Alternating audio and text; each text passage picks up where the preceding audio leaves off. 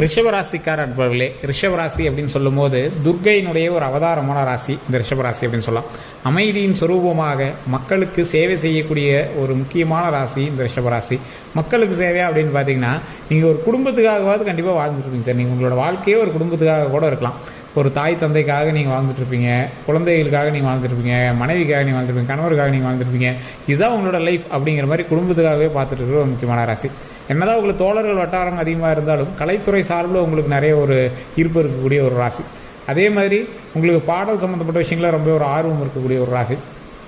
அதே மாதிரி உங்களுடைய கலைத்துறையோ இல்லை ஏதோ ஒரு விஷயத்துக்கு நீங்கள் உங்களால் போக முடியல அப்படின்னாலும் அந்த ஆர்வமாவது உங்களுக்கு இருக்கும், அதை செய்யணும் அப்படிங்கிற ஆசையாவது உங்களுக்கு இருக்கும். ஸோ அந்த மாதிரி ஒரு விஷயத்து தான் இந்த ரிஷபராசி எப்பயுமே இருக்கும். இந்த ரிஷபராசியை பொறுத்த வரைக்கும் பலருக்கு நன்மை செய்து ஓய்ந்து போன ராசி, சில துரோகங்களை சந்தித்த ராசி, பல கஷ்டங்களை அனுபவித்த ராசி, இன்றும் உயிருடன் வாழ்வதே பெரிய விஷயமாக கருதி கொண்டு இருக்கக்கூடிய ஒரு மிகப்பெரிய ராசியில் இந்த ரிஷபராசி ஒரு முக்கியமான ராசி. கடவுளின் மீது அதீத அன்பு இருக்குது, கடவுள் மேலே அதிகமாக பக்தி இருக்குது, இதை செய்யணும் அதை செய்யணும் எல்லாமே செய்கிறாங்க. ஆனால் என்ன அவுட்புட் கிடைக்கலையே சார், நன்மைகள் என்ன எது கிடைச்ச மாதிரி தெரியல அப்படிங்கிறவங்கலாம் வரக்கூடிய நாட்கள் மிக புனிதமான நாட்களாக நன்மையான நாட்களாக வரப்போகுதுங்க. எல்லாத்துக்கும் ஒரு கேப் கிடைக்கும், ஒரு நன்மை செய்கிறதுக்கான கேப் கிடைக்கும். அந்த கேப்புக்குள்ளே நீங்கள் ஒரு சில நன்மைகள்லாம் செஞ்சிட்டிங்க அப்படின்னா அதை அப்படியே வச்சுட்டு நம்ம மெயின்டைன் பண்ணிட்டு அடுத்து இருக்கக்கூடிய லைஃப்பில் சந்தோஷமாக வந்துடலாம். அந்த மாதிரி உங்களுக்கு ஒரு நல்ல ஒரு ஆப்பர்ச்சுனிட்டி கிடைக்கிறதுக்கான நேரமும் வரக்கூடிய காலங்களும் அமைய போகுது. ஸோ அதுக்கு நீங்கள் என்ன பண்ணணும் அப்படிங்கிறத அந்த வீடியோவில் சொல்ல போகிறோம். சில விஷயங்களை நீங்கள் பயந்துட்டே ஸ்கிப் பண்ணக்கூடிய நேரங்களும் இருக்குது. அதனால் இந்த விஷயத்தை ஸ்கிப் பண்ணாமல், இந்த வீடியோ ஸ்கிப் பண்ணாமல் ஃபஸ்ட்டு பாருங்கள், எந்தெந்த விஷயத்தில் உங்களுக்கு நன்மை கிடைக்குது அப்படிங்கிறலாம் நம்ம தெளிவாக சொல்ல போகிறோம். நிறைய விஷயங்களுக்கு சில பரிகார முறைகள் நான் சொல்கிறேன், அதை கண்டிப்பாக வீட்டில் பண்ணி பாருங்கள். எளிய முறையில் நீங்கள் அதெல்லாம் தெரிஞ்சுக்கலாம். ஸோ அதே மாதிரி முக்கியமாக இது நான் ஓவராலாக ரிஷபராசிக்கு சொல்கிறேன். ரிஷபராசியில் இந்தியாவில் 10 கோடி பேருக்கு மேலே இருப்பான். எல்லாருக்கும் இது செட் ஆகுமா அப்படின்னா 90% மேலே செட் ஆகும். மீதி இருக்கிற 10% ஏன் சார் செட் ஆகாது அப்படின்னு கேட்டிங்கன்னா அதுக்கு தான் தனிப்படையான ஜாதகம், தனி நட்சத்திரம் இருக்குது, தசாபுத்தி இருக்குது, லக்கினங்கள் இருக்குது, தனிப்படையான ஜாதகம். பக்கத்தில் இருக்கக்கூடிய உங்களோட லொக்கேஷனை பொறுத்து மாறும், பக்கத்தில் இருக்கக்கூடிய ஜாதகங்களை பொறுத்து உங்களுடைய விஷயங்களை எல்லாமே சரி பண்ணி சொல்லுவாங்க. ஸோ இது எல்லாம் தெரிஞ்சுக்கணும் அப்படின்னா நீங்கள் தனிப்படையான ஜோதிடம் பார்க்கணும். அதுக்கான கான்டாக்ட் நம்பர் டீட்டெயில் நான் கீழே கொடுத்துருக்கேன், ஃபோன் நம்பர் கொடுத்துருக்கேன். ஜஸ்ட் ஃபோன் பண்ணிங்க அப்படின்னாவே போதும். ஃபோன் பண்ணி உங்களுடைய ப்ராப்ளம் சொல்லி நீங்கள் என்ன அப்படின்னு கேட்டு தெரிஞ்சுக்கலாம். பிரபல ஜோதிடருடைய நம்பர் தான் கொடுத்துருக்கேன். நிறைய அரசியல் பிரமுகர்களுக்கும் இன்றைக்கு திரைப்படங்களில் நீங்கள் பார்த்து மகிழக்கூடிய மிகப்பெரிய ஸ்டார்ஸோட நிறைய பேரோட சீக்கிரம் ஜோதிடராக இவர் இருக்கார் அப்படிங்கிறதுல ஒரு மிகப்பெரிய பெருமை அப்படின்னே சொல்லலாம். அவருடைய நம்பர் கீழே கொடுத்துருக்கேன். ஜஸ்ட் கால் பண்ணி ஃபோன் மூலமாக உங்களுடைய ப்ராப்ளத்தை சொல்லி நீங்கள் சால்வ் பண்ணிக்கலாம். அதே மாதிரி இந்த ரிஷபராசியை பொறுத்த வரைக்கும் இப்போ ரிஷபராசியை பற்றி கன்ஃபார்மாக தெரிஞ்சுக்கலாம். ரிஷபராசிக்கு இந்த முன்னாடி விஷயங்கள் என்ன நடந்துச்சு அப்படின்னு தெரிஞ்சால் தானே வரக்கூடிய விஷயங்கள் எப்படி இருக்குது அப்படின்னு தெரியும். ஸோ ஃபஸ்ட்டு இந்த ரிஷபராசியோட பண்பு நலன்கள். முக்கியமாக இந்த ரிஷபராசி அப்படிங்கிறது ஈர்க்கக்கூடிய ராசி. உங்களை யாராவது பார்க்குறாங்க அப்படின்னா ஏதோ ஒரு விதத்தில் நீங்கள் ஈர்த்துறீங்க. அழகுலையோ, முடியிலையோ, கலர்லையோ, ஸ்டைல்லையோ, பேசுகிற தன்மையிலையோ, பழகிற விதத்துலையோ ஏதோ ஒரு விஷயத்தில் உங்கள் மேலே ஒருத்தருக்கு ஒரு ஆர்வம் ஏற்பட்டுரும். அந்த மாதிரி ஒரு வினோதமான ராசி நீங்கள்.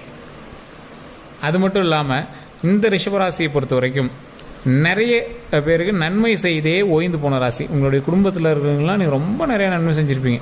இதை செஞ்சு கொடுக்குறோம் அப்படின்னே நீங்கள் ஃபேமிலிக்காகவே நிறையா வாழ்ந்த ஒரு காலகட்டம், நீங்கள் மக்களுக்காகவே வாழ்ந்துட்டுருக்கிற ஒரு காலகட்டம், மக்களுக்கு இதுதான் செய்யணும், இப்படி செஞ்சே ஆகணும் அப்படின்னு செஞ்சுட்டு இருக்கிற ஒரு காலகட்டம். உங்களுக்கு அவங்க துரோகமே பண்ணியிருந்தாங்க அப்படின்னாலும் கூப்பிட்டு சோறு போடுவீங்க. அந்த மாதிரி ராசி இந்த ரிஷபராசி.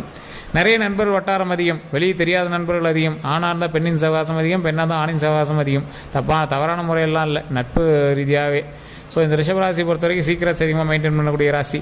நிறைய பேருக்கு மன உளைச்சல்களை ஏற்படுத்திய பல கஷ்டங்களுக்கு அருமருந்து இந்த ரிஷபராசி.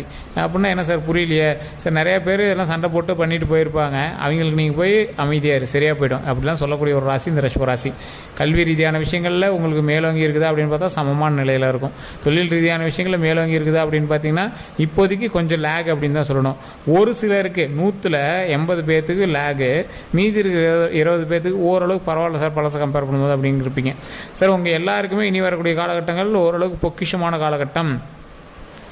உங்களுக்கு உடல் ரீதியாக எந்த ஒரு உபாதைகள் ஏற்பட்டாலும் ஜாதகத்தை பார்த்து நம்பிட்டு உட்காந்துக்கூடாது, உடனே டாக்டர் பார்த்துடணும்.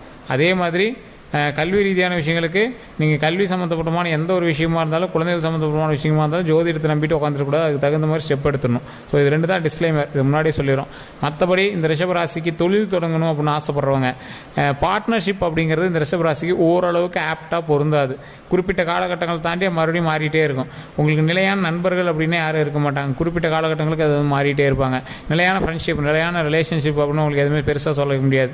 அதுக்கு தகுந்தாற் போல் மாறிட்டே இருக்கும். ஸோ இந்த ரிஷபராசி ரிஷபராசி அன்பர்களுக்கு பொறுத்த வரைக்கும் 100% ஷூரிட்டியாக இதுதான் அப்படின்னு ஃபிக்ஸ்டாக எதுவுமே கிடையாதுங்க. ஸோ இந்த ரிஷபராசியை பொறுத்த வரைக்கும் தாய் தந்தையருக்கு நன்மை செய்யக்கூடிய ராசி, தந்தை வழியில் தந்தையோடு அதிக நட்பு கொண்ட ராசி, தாயினோடு அதிக பகைமை கொண்ட ராசி அப்படின்னு சொல்லலாம். அதே மாதிரி அவங்களுக்கு என்ன தான் இருந்தாலும் அவங்களுக்கு ஏதாவது ஒரு ஆபத்துனா முதன்மையாக போய் நிற்கக்கூடிய ஒரு ராசி, அவங்களுக்காகவே எல்லாமே பார்க்கக்கூடிய ஒரு ராசி, அவங்களோட நன்மைக்காகவே லைஃப்பை வந்து சஸ்டெயின் பண்ணக்கூடிய ராசி. இப்படி இருக்கிற உங்களுக்கு அதிகமாக பிரச்சனை எதால் அப்படின்னு பார்த்தீங்கன்னா ஃபேமிலியால் தான். சார் என்ன சார் இவங்களுக்காகவே எல்லாம் பண்ணுறோம், ஆனால் எப்படி சார் அப்படி சொல்கிறீங்க அப்படின்னு கேட்டால், நீங்களே நல்லா மனசாட்சியத்தோடு சொல்லுங்களேன். இது உண்மை எப்படின்னா மறக்காம கமெண்ட் செக்ஷனில் பற்றி விடுங்க. நீங்கள் அதிகமாக மனம் வருന്നത് உங்களோட ஃபேமிலினால தான். உங்களோட ஃபேமிலியில் இருக்கிற யாரோ ஒரு வார்த்தையினாலையும், இங்கே சொன்ன வாக்குனாலையும், அவங்களுக்காகவே நீங்கள் பண்ணதுனாலையும், நீங்கள் பண்ணி அவங்க வந்து எடுத்துக்காதனாலையும், ஒரு சின்ன துரோகங்கள்னாலையும், சில மனக்கசப்புகள்னாலையும் நீங்கள் வந்து அதிகமாக வருந்தியது ஃபேமிலிக்காக. ஸோ இந்த மாதிரி இருக்கக்கூடிய காலகட்டங்களில் இந்த ரிஷபராசி அன்பர்கள் குடும்பத்துக்காக உழைச்சது மட்டும் இல்லாமல், உடல் ரீதியான உபாதைகளில் அதிக மருத்துவ செலவுகள் செஞ்சது மட்டும் இல்லாமல், உங்களுடைய மூதாதையர்களுக்கு நீங்கள் சில விஷயங்கள் செய்யாமல் விட்டதுனால அதோட கனவுகள்லையோ இல்லை உங்களுடைய தொழில் தொடங்குறதுலையோ இல்லை திருமண வாழ்க்கையிலையோ குழந்தைகள் வாழ்க்கையிலையோ சின்ன சின்ன தடங்கல்கள் ஏற்பட்டதுக்கான முக்கியமான காரணம் உங்களுடைய ஃபேமிலி தான். நீங்கள் உங்களோட முன்னோர்களோட நீங்கள் எந்த இடத்துல வேணாலும் ஜாதகம் பார்த்துருப்பீங்க. அதிகமாக இந்த முன்னோர்களுடைய விஷயங்கள், ஃபேமிலியோட கட்டுப்பாட்டுகள் இதெல்லாம் நிறையா இதாக இருக்கிறது உங்களோட ரிஷபராசிக்கு மட்டுமா தான் இருக்கும். இந்த ரிஷபராசியில் இருக்கக்கூடியவர்களுக்கு நிறைய நன்மைகளும் இருக்குது, நிறைய தீமைகளும் இருக்குது வரக்கூடிய காலங்களில். ஸோ அந்த என்ன நன்மைகள் அப்படின்னு பார்த்தீங்கன்னா, தொழில் ரீதியாக தொடங்க போகிறீங்க அப்படின்னா இத்தனை நாள் இருந்த கடன் பிரச்சனைகள் தீர்வதற்கு ஒரு ஸ்டெப் எடுக்கிறதுக்கான ஒரு நன்மை வந்து உங்களுக்கு காத்துட்ருக்கு. ஸோ அந்த நன்மை மிகப்பெரிய ஒரு மாற்றத்தை கொடுத்து, நல்ல ஒரு நன்மையாக கொடுத்து, நல்ல ஒரு வாழ்க்கையை தொடங்குவதற்கு நல்ல ஒரு வழிகாட்டியாகவும் உங்களோட வந்து நிற்கிறது கடவுள் உறுதுணையாக நிற்கும். ஸோ இது வந்து ஒரு பக்கம். சரி, என்ன சார் தீமை அப்படின்னு கேட்டிங்கன்னா, சண்டை சச்சரவுகளை நீங்கள் கொஞ்சம் தவிர்த்துக்கணும்.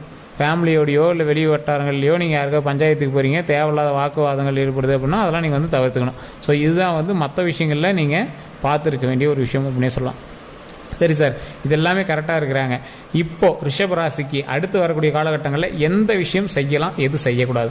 சார் தொழில் ரீதியான விஷயங்கள் செய்யலாம். அதே மாதிரி அதிக முதலீடு போட்டு செய்கிறது ரொம்ப தப்பு, பார்ட்னர்ஷிப் போட்டு செய்கிறது ரொம்ப தப்பு. நகை சம்மந்தப்பட்ட விஷயங்கள், அதே மாதிரி லேண்ட் சம்மந்தப்பட்ட விஷயங்கள்லாம் வாங்குறீங்க அப்படின்னா அதில் ரொம்ப ரொம்ப கவனம் தேவை. இன்னைக்கு காலகட்டத்தில் உங்களுக்கு ஓரளவுக்கு பரவாயில்லையாக இருக்கும். இனி வரக்கூடிய ஒரு 2-3 வருடங்கள் கழித்து அந்த லேண்டின் மூலமாகவோ இல்லை பார்ட்னர்ஷிப் சேர்ந்ததுனாலே மிகப்பெரிய கலவரங்கள் ஏற்படுறதுக்கான வாய்ப்புகள் இருக்குது. ஸோ அந்த மாதிரி விஷயங்கள் ரொம்ப கவனமாக இருக்கணும். திருமணத்துக்காக ஸ்டெப் எடுத்துட்டீங்கன்னா கண்டிப்பாக அமையறதுக்கான நேரம், குழந்தைகளுக்காக பார்த்துட்டீங்க அப்படின்னா குழந்தைகள் பிறப்பதற்கான அருமையான ஒரு நேரம், லேண்டு நகை இந்த மாதிரி இந்த விஷயங்கள் வாங்குறதுக்கான நேரம். சார் நகையெல்லாம் இன்றைக்கி என்ன விற்கிற ரேட்லேயே சார் இருக்குது, எப்படி சார் வாங்குறது? சார் அமையணும் அப்படின்னு இருந்தால் ஆட்டோமேட்டிக்காக அமைஞ்சிரும். விலை அதிகமாக இருக்கும்போது தான் நீங்கள் போய் நகையை எடுப்பீங்க.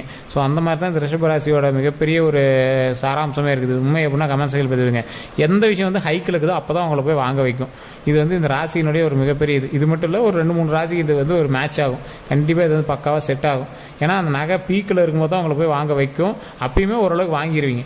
அதே மாதிரி பேங்க்கில் இன்றைக்கி போய் பேங்க்கில் நகை வைக்கிறதோ இல்லை லோன் வாங்குறதோ உங்களுக்கு கொஞ்சம் இஎம்ஐ ஓட்டிட்டு இருக்கிறதோ அது வந்து மனசுக்கு கொஞ்சம் அதிருப்தியை தந்துட்டுருக்கும் உங்களுக்கு. அது எல்லாமே சரியாகக்கூடிய ஒரு காலகட்டம் தான் இனி உங்களுக்கு. ஸோ வாழ்க்கையில் மிகப்பெரிய வெற்றியை நோக்கி போகும்போது சின்ன சின்ன கல் முள்ளெல்லாம் குத்தத்தான் செய்யும். அதெல்லாம் பயந்துட்டு இது பண்ணக்கூடாது, பேக் அடிக்கவே கூடாது. அது நீங்கள் என்ன பண்ணீங்கன்னா பேக் அடிச்சிருவீங்க, இல்லைனா அதுக்கு தகுந்த மாதிரி பயந்துட்டு ஃபீல் பண்ணிட்டு உட்காந்துருப்பீங்க. அதை கொஞ்சம் சரி பண்ணிக்கோங்க. இது மாதிரி எதுக்கும் பேக் அடிக்காதீங்க, பயந்துட்டு உட்காந்துருக்காதீங்க. லைஃப் சூப்பரான வாழ்க்கை அமைஞ்சிருக்கு. அந்த சூப்பரான வாழ்க்கைக்கு நீங்கள் என்ன பண்ணணும், தொழில் ரீதியாக நீங்கள் என்ன பண்ணணும், வாழ்க்கையில் நீங்கள் முன்னேறுவதற்கு என்னெல்லாம் செய்யணும் அப்படிங்கிறத ஃபஸ்ட்டு மைண்டில் வச்சுக்கிட்டு வாழ்க்கையில் முன்னேறுவதற்கு அதிகமான கடன் பிரச்சனைகளை தீர்த்துக்கோங்க. உடல் ரீதியான பிரச்சனைகள் எதுவாக இருந்தாலும் டாக்டரை பார்த்து அதை சரி பண்ணிக்கோங்க. கல்வி ரீதியான விஷயங்களுக்கு மிக மிக கவனம் செலுத்தி கொஞ்சம் கல்வி ரீதியான விஷயங்கள்லாம் பார்த்து பக்குவமாக இருங்க. இடமாற்றம் ஏற்படுறதுக்கான வாய்ப்புகள் உங்களுக்கு அதிகமாக இருக்குதுங்க. ஏதாவது தொழில் பண்ணிட்டுருக்கீங்க, ஒரு கம்பெனியில் வேலை பார்த்துருக்கீங்க, ஏதாவது ஒரு இடத்துல இருக்கீங்க அப்படின்னா இடமாற்றம் ஏற்படுறதுக்கான அதிக வாய்ப்புகள் இருக்குது. புதுசாக வேலை கிடைக்கிறதுக்கான இடமும் இருக்குது, இல்லை ட்ரான்ஸ்ஃபரோ ஏதாவது ஒன்று கிடைக்கிறதுக்கான வாய்ப்புகள் அதிகமாக இருக்குது. ஸோ அதெல்லாம் நீங்கள் வந்து நெகட்டிவ் எடுத்துக்க வேண்டாம். ஒரு வளர்ச்சியை நோக்கி செல்லக்கூடிய ஒரு பாதையாக நீங்கள் நினச்சிட்டு அது தகுந்தாற் போல் நீங்கள் வந்து மூவ் பண்ணிட்டு போயிட்டே இருக்கலாம். ஒன்றும் ப்ராப்ளம் கிடையாது. கல்வி சம்மந்தப்பட்ட விஷயங்களை ரொம்ப கவனமாக இருங்க. உடல் சம்மந்தப்பட்ட விஷயங்களை கவனமாக இருங்க. வாகனம் சம்மந்தப்பட்ட விஷயங்களை கொஞ்சம் கவனமாக இருங்க. வாகனம் லாங் டிரைவ் போகிறீங்க, இல்லை வெளியூருக்கு போகிறீங்க, அந்த மாதிரி விஷயங்கள்லாம் ரொம்ப ஜாக்கிரதையாக இருங்க. தெளிவான ஒரு முடிவு எடுத்து எந்த ஒரு விஷயத்தையும் செயல்படுங்க. கோவில் விஷயங்கள்லாம் போகிறீங்க அப்படின்னா கோவிலுக்கு கண்டிப்பாக போயிட்டு வாங்க. உங்களுடைய குலதெய்வ வழிபாடு கண்டிப்பாக தேவை. ரிஷபராசி பொறுத்த வரைக்கும் துர்க்கையம்மன் வழிபாடு ரொம்ப ரொம்ப முக்கியம். ஓம் துர்க்கையம்மனை போற்றி, ஓம் துர்க்கையம்மனை போற்றி, ஓம் துர்க்கையம்மனை போற்றி அப்படின்னு மறக்காம 3 டைம் கமெண்ட் செக்ஷனில் பதிவிட்டு ஃப்ரீ டைமில் வீட்டில் இருக்கும்போது துர்க்கையம்மனுக்கு வழிபாடு பண்ணுங்கள். கோயிலுக்கு போனீங்க அப்படின்னா துர்க்கையம்மன்கிட்ட ரைட் சைடில் நின்று வணங்குங்க. துர்க்கையம்மன்ட்டு நெய் விளக்கேற்றி வணங்குனீங்க அப்படின்னா ரொம்ப ரொம்ப நல்லது. மிகப்பெரிய நன்மை தரக்கூடியவர் துர்க்கையம்மன். எந்த ஒரு ஆபத்துலேருந்தும் விலகக்கூடியவர், எந்த ஒரு ஆபத்து இருந்தாலும் அந்த ஆபத்தை விளக்கக்கூடியவர் துர்க்கையம்மன். ஸோ அந்த கடவுள்கிட்ட வணங்குனீங்க அப்படின்னா மிகப்பெரிய நன்மை கிடைக்கும். கோவிலை சுற்றி வரும்போது ஒரு சின்ன சிலை தானே சார் இருக்குது, அது என்ன சார் அவ்வளோ பவரான்னு கேட்டிங்கன்னா, இருக்கிறதுலே பவர் அதுதாங்க. ராஜாக்களுடைய மிகப்பெரிய ஒரு சூழ்ச்சியில் அது ஒன்றுன்னே சொல்லலாம். ராஜாக்கள் வந்து கோயிலை சுற்றி வணங்கிட்டு வருவாங்க. வணங்கிட்டு வரும்போது மிக மிக மிக பெரிய சிலைகள், மிக மிக பெரிய சக்தி வாய்ந்த தெய்வங்கள் எல்லாத்தையுமே சின்ன வடிவில் செஞ்சு கோயிலை சுற்றி வச்சுருப்பாங்க. அதை வணங்கிட்டு தான் உள்ளே போய் வணங்குவாங்க. அதில் தான் அவ்வளோ பவர் இருக்குது அப்படிங்கிறது நிறைய பேருக்கு இன்னும் தெரியறது இல்லைங்க. பாருங்கள், துர்க்கையம்மன் எவ்வளோ பெரிய அம்மன், ஆனால் கோயிலை சுற்றி வரும்போது தான் வணங்க முடியும். பிரம்மா எவ்வளோ பெரிய பிரம்மா, கோயிலை சுற்றி வரும்போது தான் வணங்க முடியும். அதே மாதிரி தட்சிணாமூர்த்தி எவ்வளோ பெரிய தட்சிணாமூர்த்தி, கோயிலை சுற்றி வரும்போது தான் வணங்க முடியும். இந்த மாதிரி முக்கியமான சிலைகள் எல்லாமே கோயிலை சுற்றி வரும்போது தான் வணங்குற மாதிரி தான் வச்சுருப்பாங்க. ஸோ அதை வணங்கிட்டு தான் மூலவர்கிட்ட போனோம்னா அவ்வளோ நன்மை, அதுக்காகவே தான் அதை வச்சுருப்பாங்க. ஸோ அந்த அம்மனை வணங்கினீங்க அப்படின்னா உங்களுக்கு மிகப்பெரிய நன்மை கிடைக்கிறதுக்கு வாய்ப்புகள் அதிகமாக இருக்குது. இந்த வீடியோவில் ஏதாவது கருத்துக்கள் சொல்லியிருந்தேன் அப்படின்னா, இந்த விஷயங்கள் உங்களுக்கு ஓகே அப்படின்னா, உண்மையாக அப்படின்னு டைப் பண்ணுங்கள். வேறு ஏதாவது கருத்துக்கள் இருந்தால் மறக்காம கமெண்ட்ஸில் பதிவிடுங்க. இந்த வீடியோ பிடிச்சா லைக் பண்ணிக்கோங்க. உங்களோட நண்பர்களுக்கு, ரிஷபராசியில் இருக்கிற நண்பர்களுக்கு கண்டிப்பாக பகிருங்க. அதே மாதிரி இந்த வீடியோ ஃபேஸ்புக்கில் பார்க்கணும்னா ஃபாலோ பண்ணிக்கோங்க. யூடியூப்பில் பார்க்குறீங்க அப்படின்னா சப்ஸ்கிரைப் பண்ணிட்டு பக்கத்தில் பெல் பட்டன் ப்ரெஸ் பண்ணி அதில் ஆல் கிளிக் பண்ணிக்கோங்க. எல்லாருக்கும் நன்றி நண்பர்களே.